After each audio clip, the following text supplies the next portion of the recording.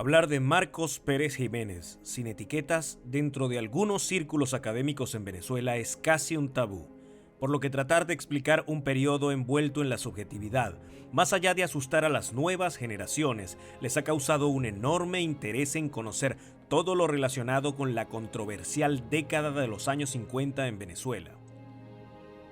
Los 50 resultan en un inexplicable cóctel de contradicciones, como una férrea dictadura militar acusada de arbitrariedad paradójicamente atrajo a una de las migraciones más numerosas y notables de la historia del país. El mandatario tachirense, derrocado por un golpe militar en 1958, vivió varias etapas entre cárcel y exilio que pocos se conocen.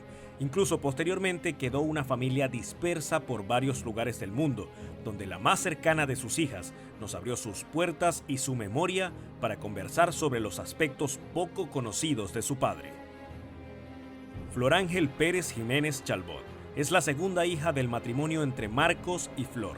Lleva los dos apellidos de su padre como uno solo y principal, por una medida legal que el derrocado general realizó para proteger a sus hijas. La señora Flor salió de Caracas con tan solo 10 años de edad a bordo de la Vaca Sagrada, el avión presidencial que arrancó con todo motor la madrugada del 23 de enero de 1958. Gran parte de su vida adulta la pasó muy cerca de su padre. Compartió junto a él momentos muy difíciles en prisión. Estuvo presente en su intento de regresar a la política, lo acompañó en su vejez y hoy guarda como un verdadero tesoro lo que queda de su archivo personal y sus recuerdos. Flor Ángel es de las personas que más lo conoció desde una perspectiva personal, donde sin duda su testimonio forma parte, para bien o para mal, de la memoria viva del país. Este programa es presentado por La Bóveda Military Books, líderes en libros y antigüedades militares en Venezuela. Fundación Venezuela Inmortal y su proyecto Venezuela Presidentes. Antigüedades Militares JM. Bueno, señora Flor Ángel, bienvenida a Venezuela Inmortal. De verdad que interesante y qué grato para nuestra historia poder tener por fin su testimonio después de tantos años conversando con su familia para hacerlo realidad. Algo que realmente es profundamente necesario para cerrar un capítulo de la historia del país, para conocer más sobre su padre, un personaje que aún después de más de 60 años sigue generando tantas pasiones de lado y lado en Venezuela. Pero primero que nada, yo quisiera saber, o quisiéramos saber un poco más sobre usted. Cuéntenos un poco cuál es su papel dentro de la familia Pérez Jiménez. Bueno, yo fui, ante todo, muchísimas gracias a vosotros y es importante que mi papá se conozca como hombre, no como el presidente que fue, porque eso está hecho y está ahí.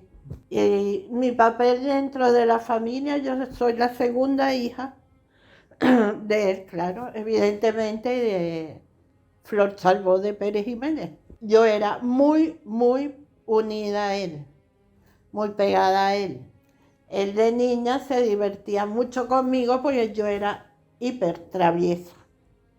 Entonces siempre me disculpaba todo lo que yo hacía. Cuando él venía del palacio a comer a mediodía, que yo oía a la sirena, entonces salía yo corriendo para esperar la primera y me ponía a llorar. Entonces él me decía, ¿qué le han hecho a mi hijo hoy? Él siempre él creía que yo iba a ser hombre. Y entonces, pero le agradezco que me educó como hombre, ¿sabes? Con la fortaleza que debe tener un ser humano siempre, sea hombre o mujer. No que te desanimes o te vengas abajo. Y entonces yo llegaba corriendo, me abrazaba a él y lloraba. Dormí 2 años encima de él. 2 años. Porque yo me subía por la cuna y me acostaba encima de él.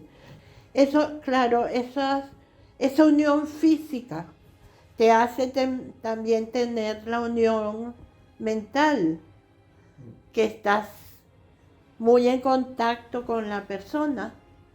Yo, por lo menos, ayer vimos de todas las hermanas, cuando ya se desarmó la casa de mis padres en Madrid, nadie se quedó con cosas de él.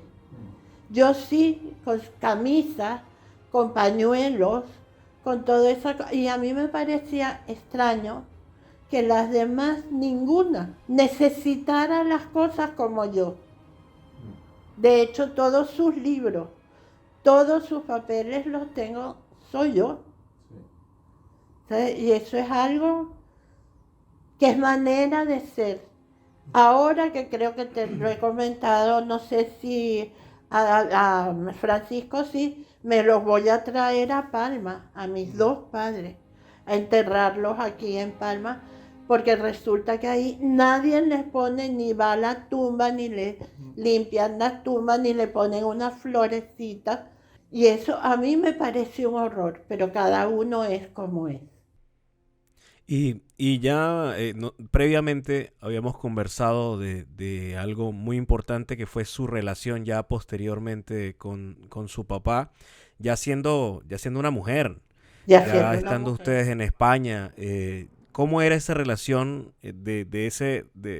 suya con su padre, con ese Pérez Jiménez que ya no era presidente y que ya estaba viviendo en el exilio? ¿Cómo era esa relación de usted con él?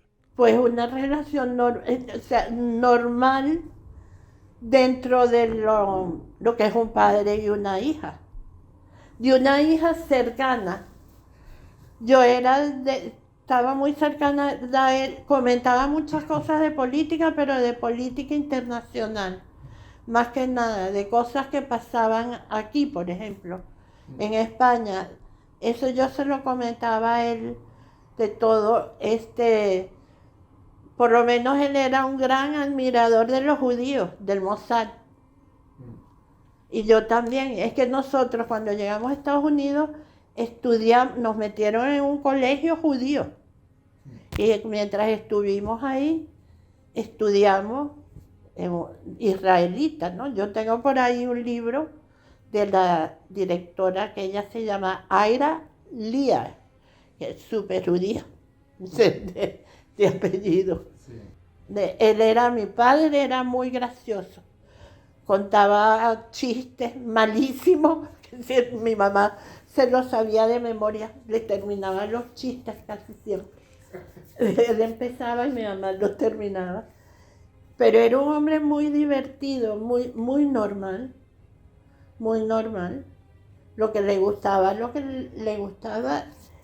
no, si íbamos a comer a algún sitio, se decía, siempre nos decía, ustedes si esto no les gusta, dicen, por favor, me lo pueden cambiar por otra cosa, que es que hoy no me encuentro bien, porque él decía, el camarero no tiene ninguna culpa de que a ti no te guste eso. Esos detalles tenía mi papá siempre ¿no? con la gente trabajando, que había que tratarlo bien. Ahora, conociéndolo de esa manera, viéndolo desde una perspectiva distinta, ¿era Marcos Pérez Jiménez el hombre que cuenta la historia en Venezuela? Es que yo creo que hay dos personalidades diferentes. Una cosa es el presidente.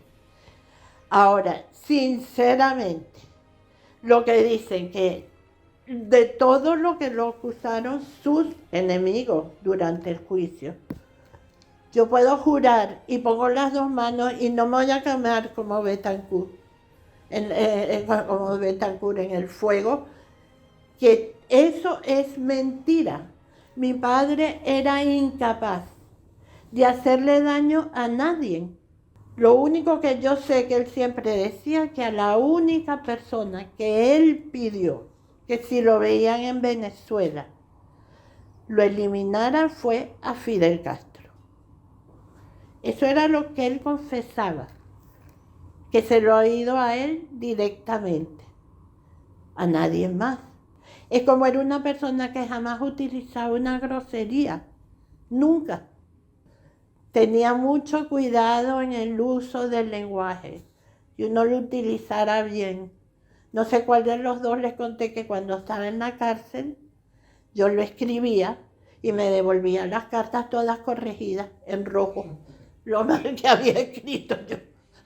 Sí. Claro, porque usted cree que a él se le veía de esa manera, es decir, se le veía como un dictador férreo, malvado, cuando la realidad no era esa. Porque él era un hombre firme, que es otra cosa.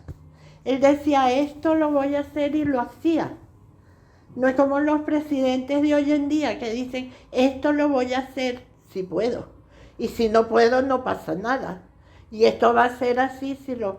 Mi papá era un hombre que decía, ahí se va a hacer esto y esto se hacía, pero en su vida también.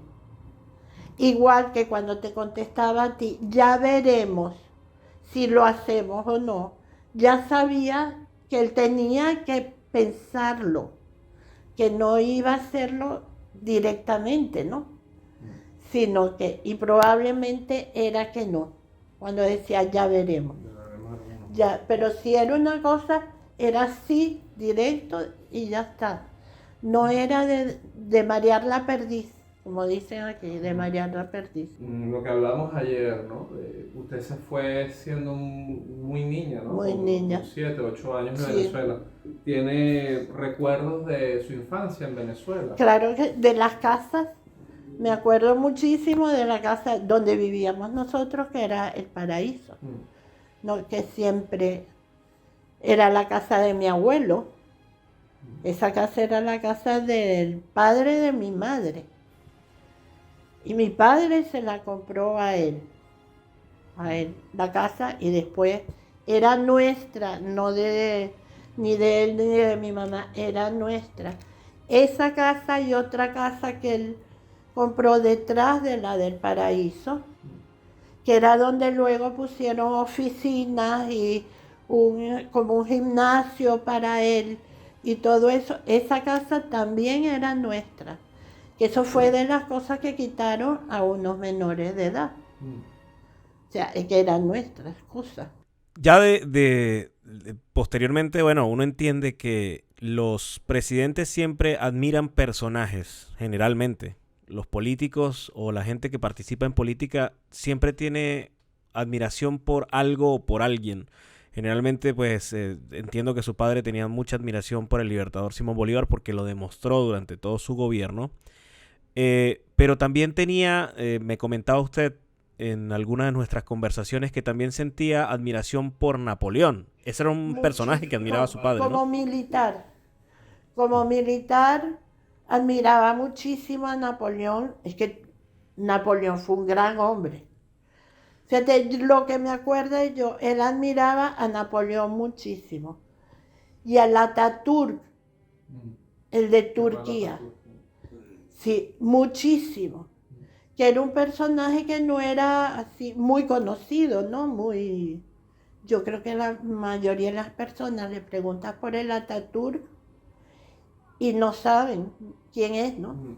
Pero él lo admiraba muchísimo. Admiraba mucho a los judíos como eran de valientes, porque lo son. Y decían que el mejor equipo para rescate del mundo eran los judíos, o son los judíos. El Mossad, sí. Lo que hablamos ayer, ¿no? Sí. Del rescate que hicieron del avión secuestrado. Ese lo tenía él como, lo ha debido ser la película, esa que, sí, como una cosa del otro mundo, él le fascinaba ese rescate que hizo el Mossad. Sí. Incluso usted me decía que también, aparte de la admiración que sentía por Napoleón, también de alguna manera criticó el hecho de que Napoleón se coronara, ¿no? Que fue como su error. Claro, que fue el error de Napoleón. Él decía que Napoleón no necesitaba haberse coronado. Ya era suficiente con ser Napoleón, ¿no? El general. Sí. Porque le trajo a Francia muchas conquistas. Entonces, ¿para qué se coronó? Fue entrar en un territorio, según él, te estoy hablando, que yo pienso como él, en un territorio que él no era noble, no tenía por qué coronarse. No. Y eso me lleva a una parte importante de la historia de Venezuela. Existe un tema muy complejo sobre todo con el inicio de la vida política de su papá en Venezuela, ya tomando en cuenta los personajes que él admiraba, cómo se desenvolvía. Y ese inicio de la vida política de su padre en Venezuela ocurre el 18 de octubre de 1945 con el golpe al general Medina. Y ese apoyo que él le da a los que posteriormente serían sus enemigos mortales, que son los miembros de Acción Democrática encabezados por Rómulo Betancourt. Llegó a comentar su padre en algún momento, ya estando por supuesto en el exilio, si se arrepintió de ese golpe que le dieron a Medina Angarita. Llegó a pensar su papá posteriormente sobre esos acontecimientos de 1945. Sí, bueno, tú sabes eso, ¿no? Que Medina dijo que si alguien lo tenía que poner preso, que fuera Pérez Jiménez, porque mi papá estaba acuartelado, no sé por qué, le tocaría por algo. Tenía que estar encuartelado, se dice, o acuartelado. No sé, acuartelado, ¿no? Y entonces él pidió que si lo iba a poner preso a alguien, Medina, que fuera mi papá. Y fueron a buscarlo para que mi papá lo pusiera preso él. Porque Medina no quería que nadie más lo pusiera preso. Aparte de eso puso preso, aparte de Medina, también puso preso a mi abuelo, al padre de mi mamá, al general Salvó. Pero sobre todo a mi madre, ella decía que eso había sido un error, por nombrar a los adecos, que había sido como de desconocimiento de cómo te puede engañar un político, ¿no? ¿Y qué pensaba su padre sobre el general Medina? Porque ellos eran de alguna manera cercanos. No, él como persona, él decía que era muy buena gente y un hombre fino, un hombre socialmente amable, todas esas cosas. Él lo veía como un hombre débil para lo que necesitaba Venezuela en ese momento, que era como un hombre mucho más duro, tenía que ser más duro, ¿no? Que lo que era, pero que él como persona hablaba bien de Medina, sí. Y respecto, ya no Medina, porque Medina el fin de Medina marca una etapa, pero también esa etapa culmina, la etapa de Acción Democrática culmina con el derrocamiento de Rómulo Gallegos.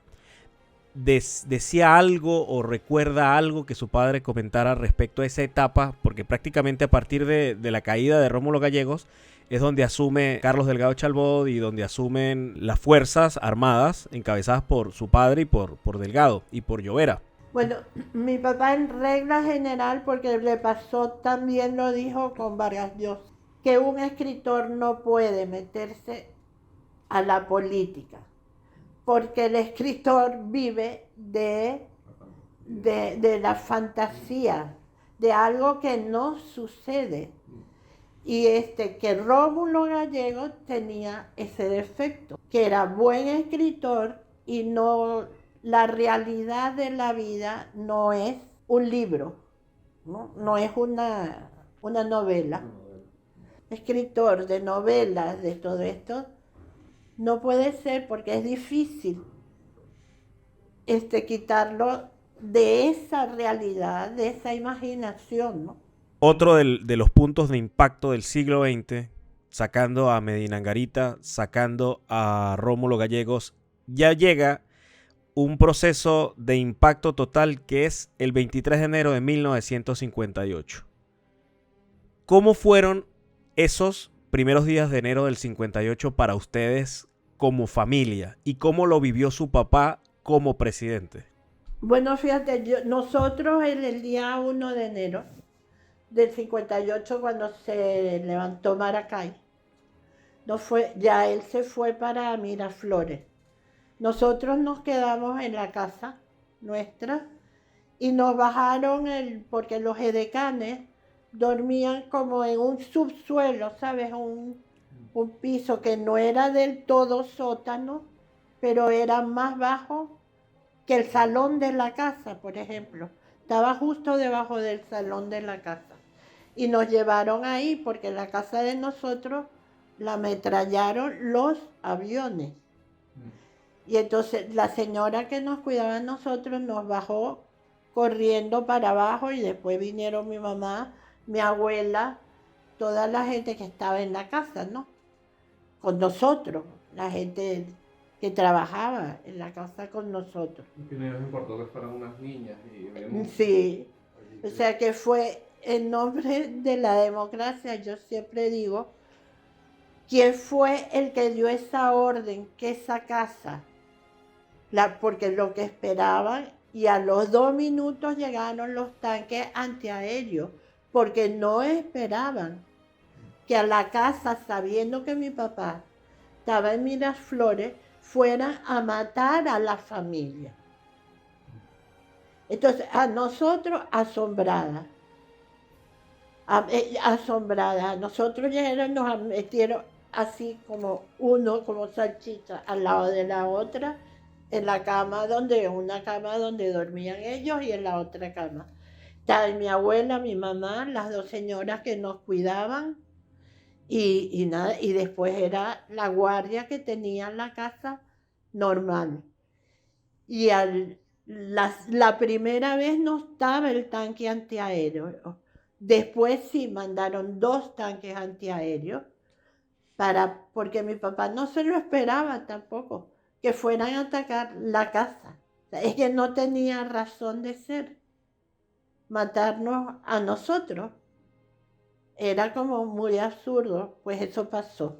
Lo que pasa es que la gente que estaba ahí de seguridad reaccionaron rápido, los que no estaban cuidando, ¿no? Los que eran la seguridad de la casa. Claro. Reaccionaron rápido. Lo que usted dice nos da pie a hacerle esta pregunta, ¿no? Porque usted bien dice, ¿no? Que siendo ustedes unas niñas y que sus hermanas, su madre, sus abuelas y las personas que estaban allí que no tenían nada que ver con, o sea, sí eran familia de Pérez Jiménez, pero la figura que querían derrocar era Pérez Jiménez. Ellos sabían todo, ¿no? El mundo que estaba. Exacto. Entonces esto trae un poquito a colación sobre esos famosos muertos de Pérez Jiménez.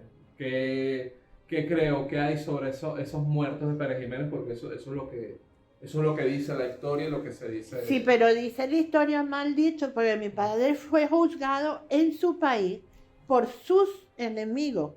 No lo juzgaron un grupo de amigos de él, ni sus ministros, ni nadie. Fueron los adecos que lo juzgaron. Y entonces, y ahí no lograron probar lo que ellos mismos decían en ese juicio, que fueron 5 años de juicio. O sea que tuvieron años que él estuvo en la cárcel, mientras existía el juicio, ¿no?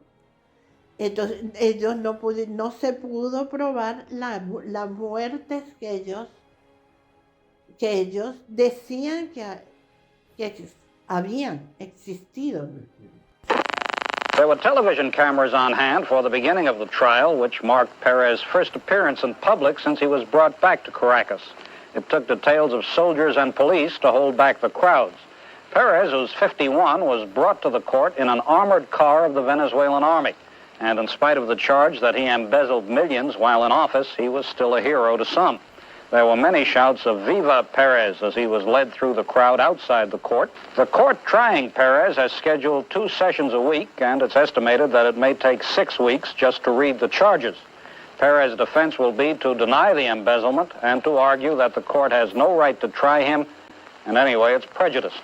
Muy pocos lo conocen. Realmente la historia en Venezuela ha tapado un poco ese juicio, esa extradición que hubo de Pérez Jiménez desde los Estados Unidos hasta Venezuela, ¿no?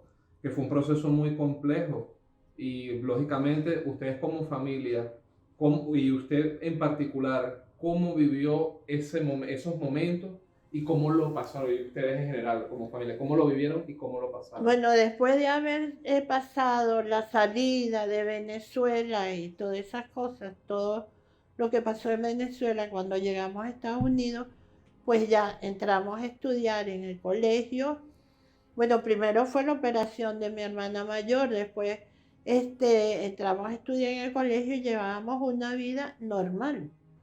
Y ahí otra vez, a mi papá no fue que lo juzgaron y lo llevaban a la casa. A mi papá desde el primer día lo metieron a la cárcel y lo sacaron en Venezuela.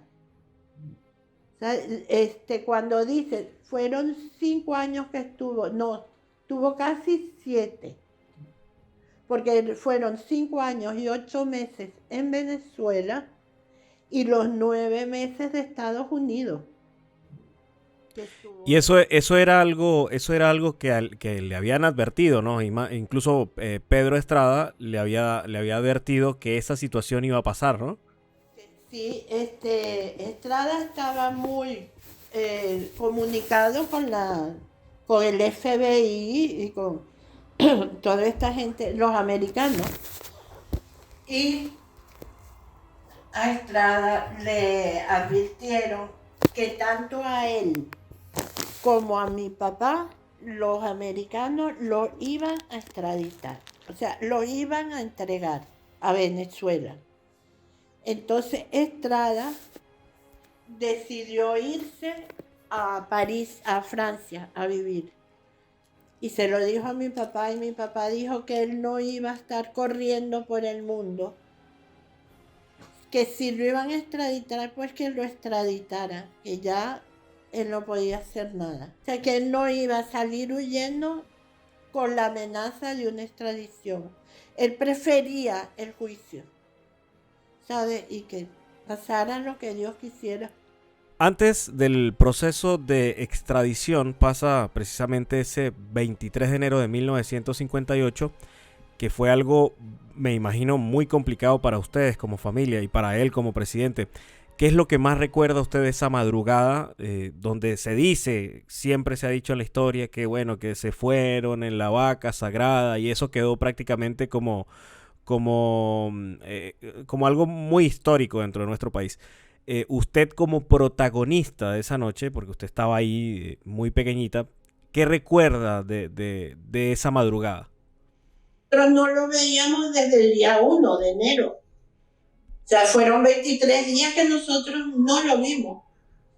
Y entonces subió con mi mamá al cuarto, pero él se venía a cambiar, a duchar, a coger cosas que tenía y no sé.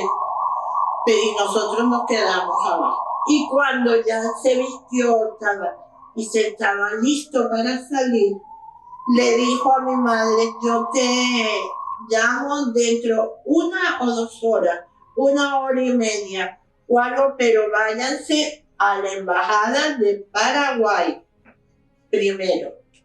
La van a llevar a la embajada de Paraguay, luego a la de la República Dominicana. Y luego, cuando yo diga, se van a la Carlota. Y le dijo a mi mamá, si pasada 1 hora yo no he llegado al avión, te vas tú con las niñas. Y mi madre le dijo, si tú no has llegado a la Carlota, las niñas y yo nos quedamos. Porque si te van a matar, que nos maten a todos. Y mi abuela, que a mí me hace gracia, porque yo luego lo comentaba con mi madre, mami, qué duro, ¿no? Esto. Le dijo, Flor, yo me llevo a las niñas. Y le dice mi madre a mi abuela Angelina, dice, mamá, si quieres tú te vas, pero las niñas y yo nos quedamos. Si no viene Pérez, que nos maten a todos. Y así se despidieron ellos y él se fue. Volvió a Miraflores. Entonces, empezaron a decir que escojamos lo que queríamos llevarnos, porque nos podíamos llevar una maletita pequeña. Mi hermana Sol se llevó un muñeco negrito que tenía. Cada una cogió unas pertenencias, lo que quisiéramos, ¿no? En ese momento. Nos llevaron a la embajada de Paraguay. Ahí otra vez nos acostaron en una cama Mi hermana pequeña tenía 1 año. Nos acostaron en una cama así, en plan salchicha, uno al lado de otro. Cuando nos empezamos a dormir, ahora a la de la República Dominicana, nos llevaron a la de la República Dominicana. Y ahí estuvimos, no nos llegamos ni a acostar ni nada, de ahí a la Carlota. Cuando llegamos, pusieron en el avión una escalera de pintor, todavía no estaba, ¿sabes?, la escalera del avión, sino pusieron una escalera de pintor y por esa escalera subimos todo el mundo. Que todas las cosas graves tienen algo gracioso, que fue la subida de mi abuela Angelina, que era una mujer, la canalla, gorda, más bien gordita, entonces la subían, ella agarrada y la subían 2 guardias por detrás, para que fuera subiendo poco a poco, ¿no? Y ahí subimos todo a la famosa vaca sagrada, que no sé cómo se llamaba en realidad el avión, el avión presidencial. Bueno, entonces mi hermana Sol y yo, María Sol, nos sentamos justo detrás de Coba Rey, que ya estaba dentro del avión, que era el decano de mi papá y él que iba a llevar el avión. Todo el mundo pasó a la cola, mi madre, mi hermana mayor con mi hermana pequeña y todo, y Sol y yo sentada justo detrás de él. Y entonces yo ni veía ni oía a mi mamá, yo no sé si ella estaba llorando ni nada, yo lo que estaba pendiente era del radio de Coba Rey que decía por el radio, ¿no? Porque, y entonces hasta que dijo él que ya viene y se levantó, él preguntó, ¿ya viene? Y le contestaría que sí. Entonces se levantó a decirle a mi madre, que ya venía. Y en eso, al rato, a los 20 minutos, se oyeron todas las sirenas y todo, y llegó él con el batallón Bolívar, que era el que lo estaba cuidando. Y entonces entró, él subió, se cuadró y se despidió de todo, subió el avión, se despidió desde el avión, y tú veías todos los chicos, los oficiales y todo eso, llorando. Te digo porque mi hermana Sol y yo estábamos en la puerta, viendo todo. Detrás de él, cerraron y arrancaron. ¿Y qué cree usted que pasaría o que hubiese pasado si su papá decide quedarse? No sé, pero yo en eso estoy de acuerdo con mi madre. Ella le decía que lo mejor que hizo él fue irse, fue por presión de ella, desde luego. Pero creo que fue lo más inteligente que pudo ser. Porque no se sabe lo que le tenían preparado a él. O lo hubieran matado de verdad o descuartizado, o hubiera encima quedado como un asesino y muerto. Él se fue con un uniforme, evidentemente un uniforme puesto. Podemos ver en la toma que usted tiene ahí al lado una gorra. ¿Nos podría hablar un poquito de esa gorra militar que tiene ahí? Es esta.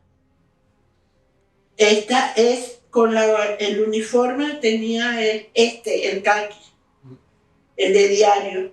Y esta que yo le decía a David que yo ni la he limpiado, ni la he cepillado, ni nada. Él mandaba forrar por dentro, ¿ves? Con un plástico, porque como él sudaba mucho por la cabeza, al ser calvo, sudaba mucho.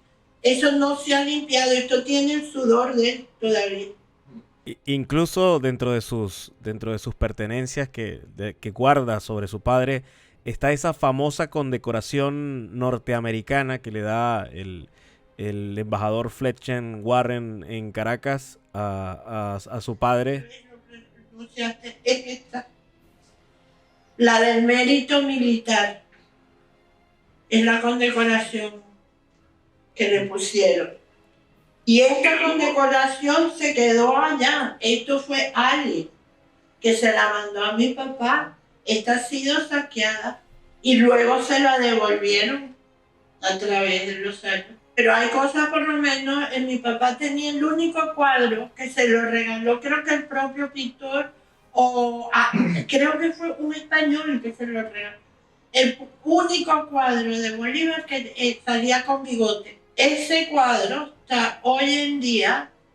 Mi hermana, una de mis hermanas, lo vio en Caracas. Está puesto en la casa de Bolívar. Volviendo al tema de los años de cárcel en que ustedes ya estaban no solamente en Estados Unidos, sino cuando ya su padre es extraditado a Venezuela entre ese tratado entre Kennedy y Betancourt. Él decía, mi padre directamente decía, que él cree que él estaba pagando, que la familia Kennedy, el padre de los Kennedy, tenía una constructora que hacía grandes obras. Y fue uno de los que optó para hacer el puente sobre el lago de Maracaibo. Pero que él no escogió porque no cumplía, era mucho mejor, que parece ser que él escogió una constructora alemana. Era lo que lo iban a hacer. Y él siempre decía, yo estoy pagando no haber escogido lo de los Kennedy. Usted comentaba que su padre había pagado más o menos 7 años de cárcel entre los años de cárcel que pagó en los Estados Unidos y los que llevó en Venezuela. ¿Qué recuerda usted de esos años, sobre todo en los tiempos que su papá estuvo en la cárcel de San Juan de los Morros y en la cárcel de Caracas? Fíjate, la más fuerte de todo fue Estados Unidos. Ahí lo trataron, a él lo pusieron con los negros, ¿sabes? Lo pusieron, en ese momento existía la segregación racial. La segregación racial. Pero no era solamente eso, sino él, por ejemplo, la comida se le entregaban por debajo de la puerta, dándole patada a la bandeja. Mi papá perdió en la cárcel americana 40 kilos. 40 kilos.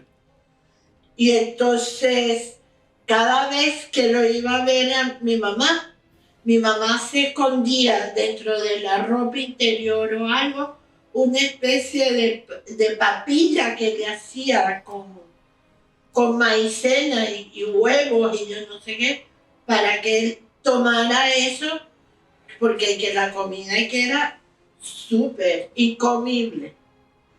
Entonces cuando llegó él a Venezuela, yo creo que yo lo vi, yo personalmente, porque mi mamá pidió ir a Venezuela cuando él estaba ahí y le contestaron que no. El gobierno le contestó que ella no podía entrar en ese momento. Entonces preguntaron que si podía ir una de las hijas. Entonces dijeron que sí, claro, y fui yo. En ese momento yo tenía 15 o 16 años y lo fui a ver, y yo creo que lo fue a ver ya en San Juan de los Morros, yo creo, no, estaba en la otra, en la Modelo, que le habían hecho como una cárcel dentro de la cárcel. Incluso su abuela, la madre del general Marcos Pérez Jiménez, muere estando él en la cárcel, ¿no? Sí, y no lo dejaron, el abogado pidió que lo llevaran al entierro de su madre y no lo permitieron. Mi abuela murió sin verlo. Incluso se dice que es algo bastante extraño y que no se cuenta en la historia. Se dice que muchos presidentes, poetas, escritores, gente muy importante y de muy alto nivel a nivel mundial, intercedió por su papá ante el gobierno de Kennedy para que él no fuera extraditado a Venezuela. Háblenos un poco de eso. Bueno, yo tengo, no sé, alrededor puede ser de más de 100. Mi mamá le escribió al mundo entero, a los jerarcas de todas partes, a la gente de alguna manera que pudiera hacer presión, a los jerarcas de la iglesia, todo eso, y casi todo el mundo le contestó para que no lo entregaran. Y hay una de Juana de Barburu, que es una poetisa uruguaya, que es muy buena, a mí me gusta mucho, porque además yo soy muy, muy fan de ella, que está escrito de su puño y letra, y ella dice algo, le dice a Kennedy algo como, hay que ver qué pasa si entregan a Pérez Jiménez, porque Pérez Jiménez es como el guardián ante el comunismo, porque es probable, si él no está, que entre el comunismo en Latinoamérica, cosa que creo que ha pasado, ¿no? Lo que decía esa señora poetisa. Se equivocó. No se equivocó. ¿Cómo fue ese largo proceso desde el derrocamiento de Pérez Jiménez el 23 de enero del 58 hasta el exilio en España? ¿Quiénes ayudaron a Pérez Jiménez en esos tiempos? En ese tiempo, en ese lapso. Los que más ayudaron a mi papá fueron los peruanos. Eso habrá que agradecérselo siempre. Y los militares peruanos que estaban en altos cargos, como fue el general Luna, que era ministro de Defensa, fue de los que más lo ayudaron. Porque además era un problema que no era de ellos. No era de ellos. Y Belaúnde Terry, que era un demócrata, que no era militar, que era demócrata, darnos documentación a todos. Porque a nosotros los americanos nos pensaban dejar en Estados Unidos sin documentación, sin posibilidad de tener dinero, porque si no tiene documentación, ¿cómo tiene dinero? Como si fueran unos parias. Eso fue la idea. Y gracias a ellos se pudo, desde mi abuela hasta mi hermana, que tenía en ese momento, después tendría 5 años, mi hermana más pequeña. O sea, ese fue un momento muy, muy, muy duro. Y cuando dicen que mi mamá es débil, a mí me hace gracia, porque encontrarse en una situación así tiene que ser para cualquier persona muy difícil de solucionar. Pérez Jiménez, en diversas entrevistas, en diversos escritos, libros de entrevistas que le hacían, él siempre decía, yo no fui caído, cayó fue Venezuela. Pero ante todos estos acontecimientos hay una diatriba, ¿no? Pero ¿quién mejor que el propio Pérez Jiménez, o usted como su hija, puede considerar si Pérez Jiménez fue derrocado? Bueno, evidentemente yo creo que sí lo derrocaron, y lo derrocaron, que es lo que tiene que quedar clarísimo. Los militares, no fue un movimiento cívico, fueron los militares, el ejército que él había creado, el ejército que él había mimado, fue quien lo derrocó a él. Después, claro, si tú arengas al pueblo, a que sale el pueblo sale, no sé, es normal. Pero esto no fue un movimiento del venezolano, no fue. Creo yo, ¿no? Y después de lo que he leído y he oído, no fue un movimiento cívico. Eso fue militar. Entonces, claro que hubieron momentos muy bajos y momentos altos, ¿no? Pero es lo que decía, que dentro de todo lo que él quería explicar, es que él había superado, todos habíamos superado todo lo que le hubiera querido hacer, lo que intentaron hacerle. ¿No? Él se superó, y de hecho él murió en su casa, en su cama. Eso me lleva a también una pregunta sobre un libro que recientemente salió publicado por su hermana Margot, que habla de una visión muy particular que tiene ella sobre su padre, y cuenta aspectos muy personales sobre su vida. Y esto contrasta mucho con lo que venimos conversando. ¿Qué tiene usted para decir al respecto de este libro que salió recientemente? Sobre la novelita que ha escrito mi hermana, es una novelita, no es historia. Es simplemente una novela, si no hay más que verlo, para darse cuenta que es una novela. Pero es que ella nunca estaba ahí, nunca estaba ahí. ¿En qué se equivoca ella respecto a lo que dice sobre su padre o sobre su familia en ese libro? Pero es que ella no conocía la situación, por lo menos lo que estábamos hablando. Cuando extraditaron a mi papá, cuando nos dejaron sin documentación, ella se había ido con el novio.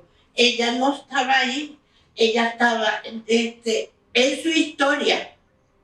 ¿Sabes? No estaba. No lo viví en primera No, persona. cuando vivíamos en el Perú, que mi madre se la llevó para allá para que pudieran vivir y comer, ¿no? Porque no tenían con qué vivir ni qué comer.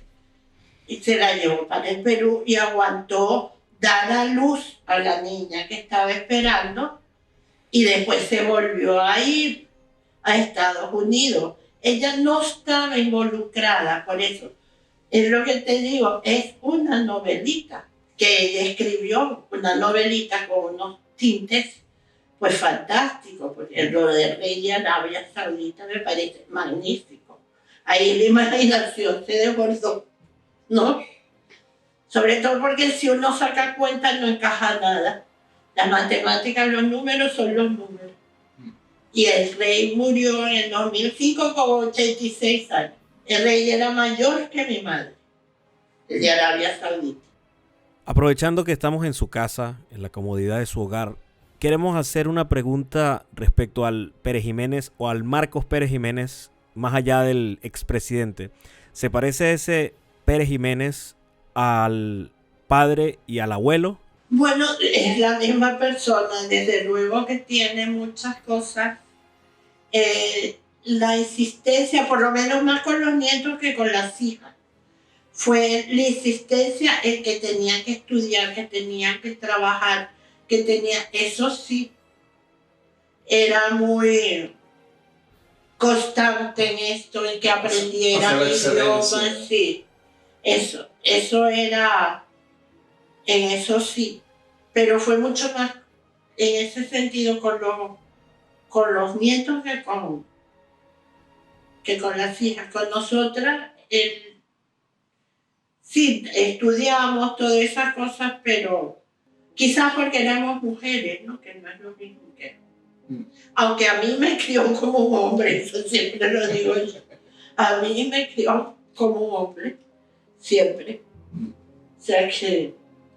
Y era un hombre cariñoso, dado. Sí, él era cariñoso, él era muy cariñoso, pero no muy tarde. A su forma. Sí, de abrazarnos y besarnos así, y la bendición que a mí es de las cosas más bonitas que yo no he acostumbrado a mis hijos.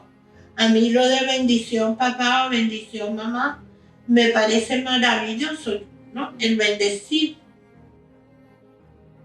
Con Pérez Jiménez en el exilio pasó un fenómeno muy extraño y contradictorio. Pese a que en Venezuela, tras décadas de su derrocamiento, se invertían enormes campañas contra su imagen y contra su gobierno, tanto en novelas, sketches, libros, canciones y celebraciones nacionales, su casa en Madrid recibía cientos de cartas y llamadas semanales de políticos, periodistas, escritores y personajes que, aunque abiertamente le gritaban su desprecio en la prensa, por debajo de la mesa le pedían una reunión para buscar su apoyo político, consejos e incluso dinero. Durante las elecciones presidenciales de 1998, fueron varios los candidatos que visitaron a Pérez Jiménez en su casa, los más destacados de ellos en la contienda, Enrique Salas Romer y Hugo Chávez Frías. Cuando yo pedí que cuando fuera Chávez que por favor me avisara, porque yo sí quería verlo, yo quería conocerlo. Y mi hermana, que la que estaba era la pequeña, no le avisó a nadie, por lo cual yo no lo vi en persona. Yo oí lo que mi papá dijo de él. Primero, él llevó de regalo como una vasija un poco como indígena. Parecido a una tapara, pero de cerámica. Una cosa así. Me avisaron, no lo vi. A Hugo Chávez, que era un hombre simpático, que era un hombre muy hablador, pero la palabra que él utilizó conmigo, que para él era un demagogo. Llevó de regalo una especie de vasija de los indios venezolanos, no sé de cuáles, que la entregó ahí y mi madre dijo que por favor sacaran eso de su casa porque eso parecía que tenía brujería. Eso fue, y se la llevaron, la vasija. Eso fue lo que él opinó de Chávez. Bueno, los políticos eran siempre el apoyo de él, que él dijera que apoyaba a tal o a cual presidente, porque decía que con el apoyo de él, le decían a él mismo, ¿no? La gente votaría mucho más seguro a ese personaje. Pero él nunca apoyó a ninguno, nunca. Porque él decía que él no estaba viviendo en Venezuela y que él no sabía qué era lo que Venezuela necesitaba verdaderamente en ese momento. Que no estaba presencialmente ahí, aunque tenía muchísima información. Y los periodistas lo llamaban todo de Europa Press, todo eso, lo llamaban a contarle todo lo de Venezuela. Pero no es lo mismo que estar en el sitio. ¿Por qué considera usted que no solo la prensa, sino los políticos venezolanos de la etapa de los partidos políticos le daban tanta importancia a su padre, a lo que opinara su padre y a lo que públicamente dijera su padre, si él había sido derrocado o había salido del país hacía tantos años? Claro, es lo que es. Ese es el acertijo, ¿no? Porque si consideras una persona un cruel dictador, número uno, y después había salido, ¿por qué necesitaban el apoyo de él o la opinión de él? Existe, usted alguna vez me comentó de la existencia de una anécdota con Rafael Caldera cuando su padre estaba en la cárcel y que por ese hecho su madre ya no quería nada con Rafael Caldera. ¿Podría contarnos un poco de eso? Si mi madre no le gustaba, en ese momento cuando nosotros íbamos, que vivíamos en el Perú, y íbamos a visitar, después cuando ya dejaron entrar a mi madre, íbamos a casa de una prima de ella, que era Beatriz Sabino, llegábamos ahí. Y ellos eran muy amigos de Caldera. Y entonces Caldera pidió que quería hablar con mi mamá. Mi mamá le preguntó a mi papá y mi papá le dijo, como él recibía a todo el mundo, él no tenía problema, que sí que lo recibiera, a ver qué era lo que quería, estando mi padre en la casa en Venezuela. Y era lo mismo, que le diera al público su apoyo y que él le devolvería todos sus bienes y lo pondría en el sitio que... Y bueno, por ejemplo, todos los expresidentes venezolanos cobran un sueldo, una pensión. Una pensión. Él no, él jamás ha recibido nada. No solo como expresidente, sino tampoco como militar. Y entonces Caldera lo que quería fue eso y le dijo a mi madre que necesitaba el apoyo de mi papá, y mi papá siguió contestando lo mismo. Yo no apoyo a nadie. Y en ese momento menos porque estaba en la cárcel. Sí. ¿Y por qué quería un tipo como Caldera, que ya se iba a lanzar a esas elecciones de su primer gobierno, el apoyo de el que él consideraba un dictador y que estaba preso? Por eso te digo que ese es el acertijo, porque eso no, porque ya murió hace muchos años Caldera, eso sería, bueno, no tengo ni idea. Porque si una persona tú la criticas, te horroriza, es un salvaje, yo no sé qué, para qué quiere su opinión. La gente no comía autopistas, ¿no? Sí, no se comen autopistas, sí. Hablando Hablando también de lo que hace rato comentábamos de la opinión que tenía sobre Hugo Chávez, también salta lo que nos comentó anteriormente también de la opinión sobre Fidel Castro. Esto me lleva ahora a una pregunta relacionada a ese tema del espectro político en el que se ubicaba su papá, de acuerdo a lo que conversara con usted en algún momento. ¿Qué opinión tenía su padre respecto a Fidel Castro, al socialismo y al comunismo? Porque mucha gente en Venezuela quiere asociarlo a esas corrientes políticas por el hecho de ser militar cuando no tiene nada que ver. Fíjate, él decía una cosa muy curiosa. Él decía que por cuna, él siendo de una casa humilde que no tenían dinero, él hubiera tenido que ser de izquierda, pero él él decía, pero yo siempre he sido del bienestar que produce la derecha a todo el mundo, que de izquierda solo se benefician unos pocos. La derecha da trabajo y da beneficio a todo el mundo. Y él dice, yo de izquierda he debido ser, pero no lo soy, ni nunca lo fue. Él era creyente, que es una cosa que la gente de izquierda no tiene religión. Y él era muy creyente. Él creía en Dios sobre todas las cosas. No era de golpe de pecho, estilo Caldera, pero sí era un hombre muy creyente y él creía en todo, en sus santos, en Dios, en todas esas cosas. Y su manera de ver la vida, yo creo que es el que como la ve la vida, todo el mundo que quiera bien para un país. Que la derecha lo que hay que tener es subir al pueblo, no rasar hacia abajo, sino hacia arriba. Ahora, señora Flor Ángel, desde su visión, ¿su padre era un tirano? No, desde luego que no.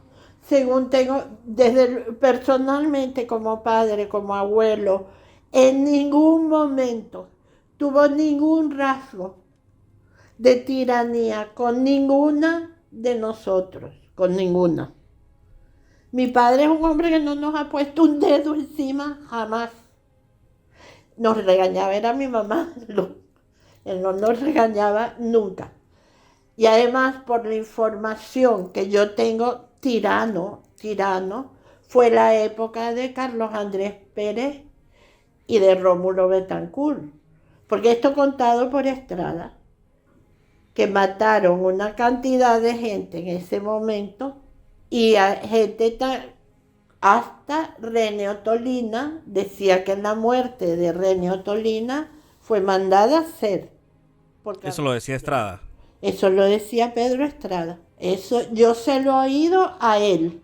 Pero y yo me acuerdo una portada, no sé de qué revista o de qué periódico, que era Carlos Andrés Pérez con los colmillos como Drácula y las manos llenas de sangre, que me impresionó ese dibujo. No sé cuál era. Era seguramente de la época de la guerrilla. Sí, porque Carlos Andrés Pérez fue ministro del Interior de Betancourt. De Betancourt, eso fue cuando eso, que era así, como Drácula y las manos llenas de sangre. No hay ningún dibujo de mi papá que diga eso. Y además mi padre fue un hombre juzgado por sus enemigos. Lo vuelvo a repetir, una gente que lo juzgaron sus enemigos, no el clan de sus amigos, no, sus enemigos. ¿Quiso volver alguna vez su padre a Venezuela? Bueno, él intentó volver cuando lo volvimos, ya estaba yo casada, yo fui con él y con mi madre, cuando estuvo en el Táchira, y eso era cuando lo nombraron senador. Salió electo senador. Y Caldera fue el que le anuló eso y lo inhabilitó de por vida, ese fue Caldera, sí. Por eso mi madre a Caldera no lo podía ver, no lo podía ni ver. Pasando ahora a un punto, digamos, ya más personal de su padre y de usted misma también, de su familia. Cuéntenos un poco cómo fueron esos últimos días de su padre en España. ¿Cómo Bueno, vivió él esos últimos días de vida? esos últimos días, para volver al libro, ahí tengo que hacer mención del libro, porque ahí, Del libro de Margot, su hermana. de mi hermana mayor, ella cuenta, ella tenía más de no sé cuántos meses que no iba a la casa de mis padres. La que llamó a Margot para decirle que mi padre se estaba muriendo fui yo. Ella dice en la novela que escribió que fue la secretaria que la llamó. No la llamó la secretaria, la llamé yo y me dijo ella, júrame por Dios que está vivo. Y yo le dije yo, si quieres verlo con vida, vete ya, porque está muy grave. Pero ahora mismo está vivo. Entonces ya vino toda la troupe de ella. Ya entró ella con el hijo, con todos los hijos, los nietos, todo el mundo. Él empezó con un dolor en una pierna, que le dolía mucho una pierna, pero había que trasladarlo y él decía que no, porque mi papá perdió el habla y todo, pero él nunca perdió lucidez. Él sabía exactamente lo que estaba pasando, pero lo que pasa es que no se podía expresar porque encima no podía escribir tampoco. Pero él te lo explicaba un poco con gestos, ¿no? Y ahí a mí me llamó mi hermana Sol, que estaba ahí, porque las otras dos no estaban en Madrid.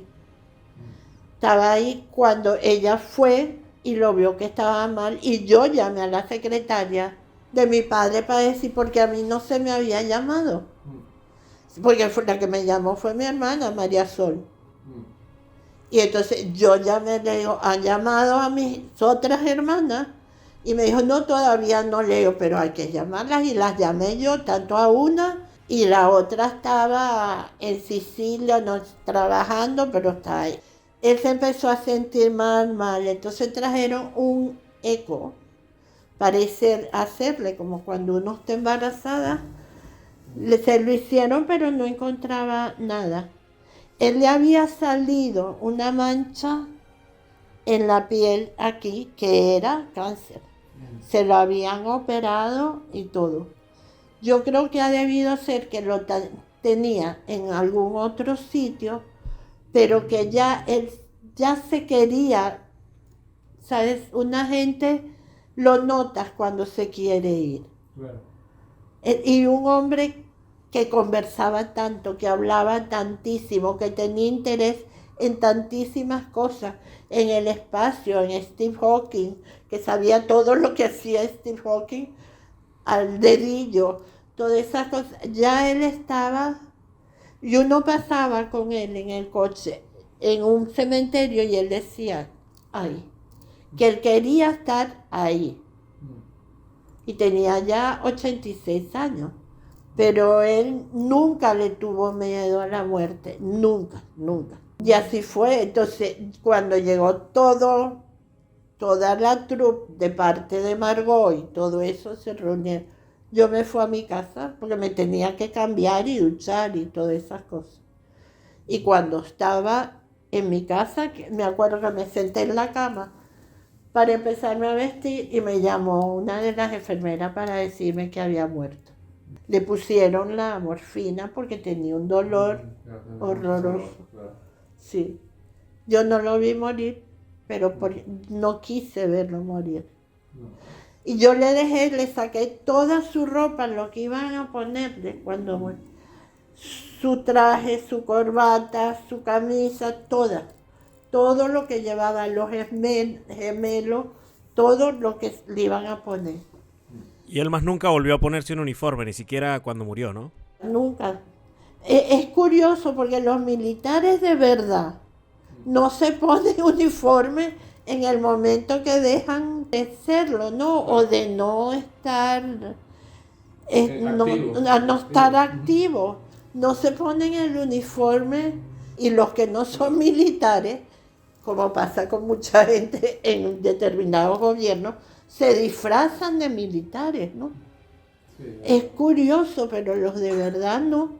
no, es verdad, no. Los de verdad no.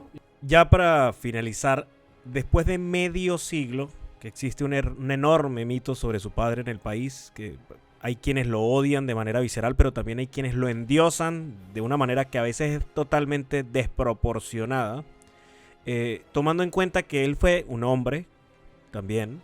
¿Cómo cree usted que Venezuela debería recordar a Marcos Pérez Jiménez? Yo creo que como lo que fue el constructor de Venezuela, el que organizó Venezuela para ser una nación moderna. Eso es lo que fue mi padre, ¿no? Porque yo creo que todo, aparte de las grandes obras, es ordenar el país para que ese país, lo que pasa es que no siguieron, ¿no?, llevándolo por donde tenía que ir, porque Venezuela probablemente hubiera sido el país más importante de América del Sur hoy en día, como un Israel un poco más grande, fíjate, más grande porque tiene más territorio, sí. pero de modernidad, de cultura, de todas esas cosas. Mi papá era que quería para Venezuela todo, y yo le doy gracias a Dios que él no está vivo para ver lo que es Venezuela hoy en día, porque seguro que hubiera sufrido muchísimo, seguro. Pérez Jiménez continúa siendo un tema de gran controversia dentro de la sociedad venezolana, aun cuando no dejó un partido o una ideología política y pasó largas décadas en silencio sin participar en ninguno de los aspectos de la vida pública venezolana. Dentro del sector académico, el tema mantiene un debate permanente por el interés de las nuevas generaciones en hablar sobre ese gobierno y la dificultad para abordarlo desde fuentes confiables. La familia Pérez Jiménez Chalbot espera en el futuro próximo sacar a la luz información importante sobre la historia, memoria y pensamiento político de Marcos Pérez Jiménez, que nunca fue conocido de manera pública, así como confidencias que podrían ayudar a cerrar este capítulo de la Venezuela del pasado, con incidencias directas en el presente y el futuro. Si te gustó esta entrevista, no olvides dejar tu comentario, suscribirte y activar las notificaciones para que no te pierdas nuevos invitados y más historias de una Venezuela desconocida.